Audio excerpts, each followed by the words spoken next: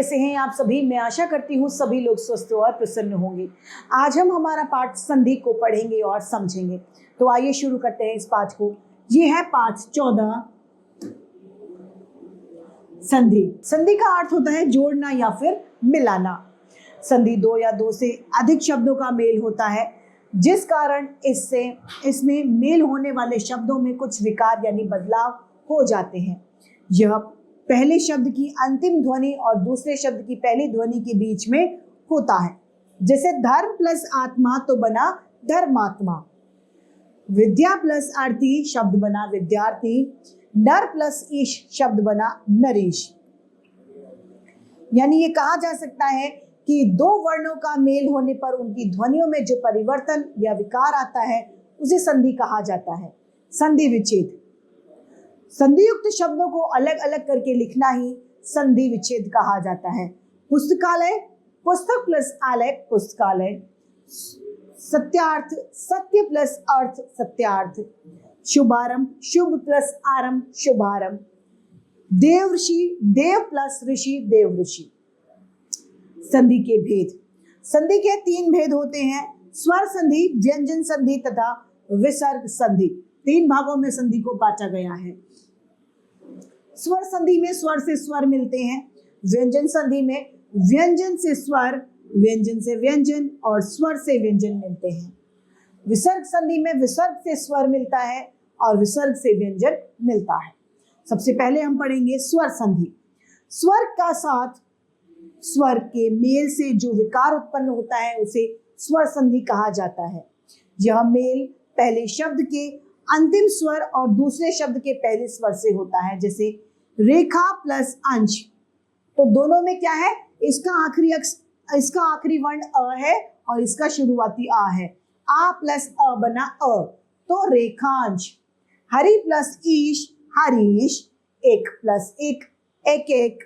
सु प्लस उक्त सुक्त। स्वर संधि के 5 भेद होते हैं। पहला दीर्घ संधि, दूसरा व्यध्य संधि, तीसरा यण संधि, गुण संधि तथा अयाधि संधि। ये 5 भेद स्वर संधि के होते हैं। पहला दीर्घ संधि। दीर्घ संधि में जब अ आ इ ई उ ऊ वर्णों का मेल अपने समान स्वर अ आ इ ई उ के साथ होता है तो दोनों मिलकर यानी बड़ा बन जाते हैं। यानी अ आ बनकर बना आ, ई मिलकर ई, उ मिलकर उ बन जाते हैं। जैसे देव प्लस अंत देवांत, वेद प्लस अंत वेदांत, गिरि प्लस ईश गिरीश, वार्ता प्लस आलाप वार्तालाप, लघु प्लस उन लुघुन। वृद्धि संधि। वृद्धि संधि में जब अ या आ के साथ में ए या ए आई हो तो दोनों मिलकर ऐ हो जाते हैं।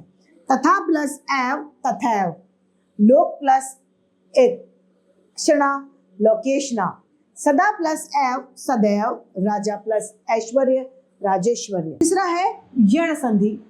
जब ई उ या री के साथ भिन्न जाति का कोई स्वर आ जाए तो ई या ई का य और उ का व और री का र हो जाता है। जैसे अति प्लस अधिक अत्यधिक, तो ई प्लस अ मिलकर क्या बना य। उपरी प्लस उक्त उपरयुक्त, पितृ प्लस आज्ञा पित्राज्ञा। तीसरा है गुण संधि। जब अ और आ के साथ में ई या ई उ री आ जाए तो मिलाकर क्रमशः ए ओ तथा अर हो जाता है। जैसे स्व प्लस इच्छा स्वेच्छा, इसमें अ और ई को मिलके क्या बनाया ए। राजा प्लस इंद्र आ प्लस ई ए राजेंद्र। सप्त प्लस ऋषि सप्त ऋषि। अब है ड अयाधि संधि। जब ए आई ओ औ के साथ में कोई अलग भिन्न स्वर आए तो ए को अय और ए को आई को आए, ओ को अव और औ को आव हो जाता है। चे प्लस अन चयन चयन, ऐ प्लस अ बना अय चयन। पो प्लस अन पवन पवन। गय प्लस एक गायक गायक। दूसरा आता है व्यंजन संधि। व्यंजन संधि जब मेल होने वाले दो शब्दों में व्यंजन आने से या व्यंजन के बाद स्वर आने से विकार उत्पन्न होता है, उसे व्यंजन संधि कहा जाता है। जैसे कि वाग प्लस ईश, वागीश।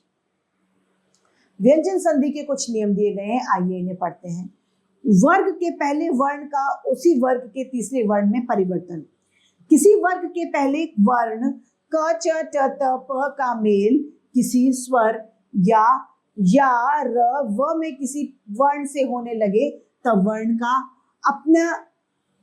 वर्ण अपने ही वर्ग के तीसरे वर्ण ग, ज, ण, द, ब में बदल जाता है। जैसे दिग प्लस अंबर, दिगंबर। अच प्लस अंत, अजंत। दिक प्लस दर्शन, दिग्दर्शन। षट प्लस आनंद, षटानंद। प के संबंध में विशेष नियम। यदि म के बाद में क, च, ट, त, प या आए या म के स्थान पर उसी वर्ग का पांचवा वर्ण या अनुस्वार हो जाए तो अहम प्लस कार, अहंकार। सम प्लस तोष, संतोष। दूसरा है यदि म के बाद में य, र, ल, व, श, श, ह आए तो म को हमेशा अनुस्वार में बदल दिया जाता है। सम प्लस योग, संयोग। सम प्लस वाद, संवाद। सम प्लस चार, संचार। त के स्थान पर विशेष नियम है। त के स्थान पर यदि स्वर में से ग, घ, द, ध, न, म, य या फिर व, त, द आ जाए तो तद प्लस अनुसार, तदनुसार। सत प्लस भावना, सद्भावना।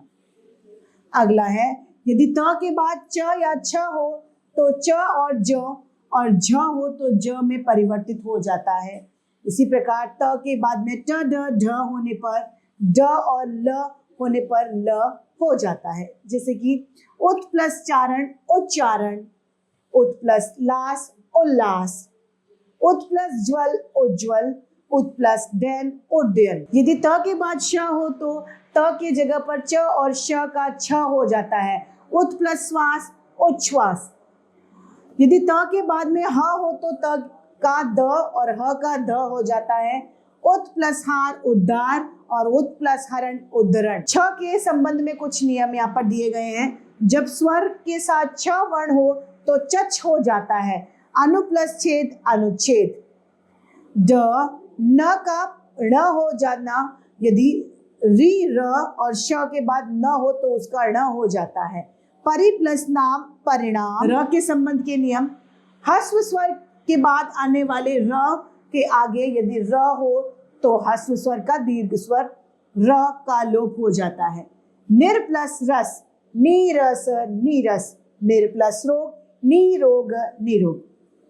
छ, स का छ, श का श, स का श हो जाना। यदि स से पहले अ, आ से भिन्न कोई स्वर आ जाए तो स का श हो जाता है। जैसे नि प्लस सिद्ध, निषिद्ध। वी प्लस सम, विषम। जब वर्ग से पहले वर्ण का पांचवें वर्ण में परिवर्तन होता है तो किसी वर्ग से पहले वर्ण का मेल किसी अनुनासिका वर्ण से हो तो उसके स्थान पर उसी वर्ग का पांचवा वर्ण हो जाता है।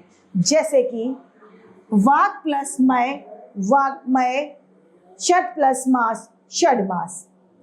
विसर्ग संधि। जब मेल होने वाले दो शब्दों में पहले शब्द का आखिर में, अंत में विसर्ग यानी दो बिंदी के रूप में और दूसरे शब्द का शुरुआत स्वर या व्यंजन के आने पर विसर्ग में जो परिवर्तन आता है उसे विसर्ग संधि कहा जाता है। जैसे नेह प्लस तेज, निस्तेज। नेह प्लस आशा, निराशा। नमः प्लस कार, नमस्कार। इसकी उदाहरण। विसर्ग संधि के नियम। विसर्ग संधि से पहले अ और आ और भिन्न स्वर के बाद कोई अन्य स्वर अथवा किसी वर्ग का तीसरा, चौथा या पांचवा वर्ण य, र, ल, व, ह में से कोई वर्ण हो तो विसर्ग का र हो जाता है। नेह प्लस अर्थक, निरर्थक। नेह प्लस आशा, निराशा। विसर्ग के बाद श, श, श हो तो विसर्ग में क्रमशः श, श के स हो जाता है। जैसे नेह प्लस संदेह, निसंदेह। दो प्लस शासन, दुशासन। विसर्ग से पहले कोई स्वर हो तो विसर्ग के बाद च या छ होने पर श हो जाता है। विसर्ग के बाद ट या ठ होने पर श हो जाता है, तथा होने पर स हो जाता है। जैसे नेह प्लस चल निश्चल, नेह प्लस तेज निस्तेज, नेह प्लस चल निश्चल और मनः प्लस ताप मनस्ताप।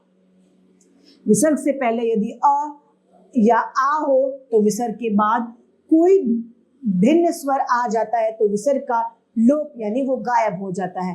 अतः प्लस एव अतएव। विसर्ग से पहले यदि अ स्वर हो तो बाद में अ या किसी वर्ग का तीसरा चौथा पांचवा वर्ण य र ल व ह इनमें से कोई वर्ण है तो विसर्ग का ओ हो जाता है। जैसे वह प्लस वृद्ध तो वयोवृद्ध, मनः प्लस योग मनोयोग। च है विसर्ग से पहले आ को छोड़कर कोई अन्य स्वर हो तथा विसर्ग के बाद र स्वर हो तो विसर्ग का लोप हो जाता है। जैसे निह प्लस रोग निरोग, निह प्लस रस नीरस। यदि आ के बाद क ख प फ आए तो विसर्ग ज्यों का त्यों ही जैसे का तैसा ही रहता है।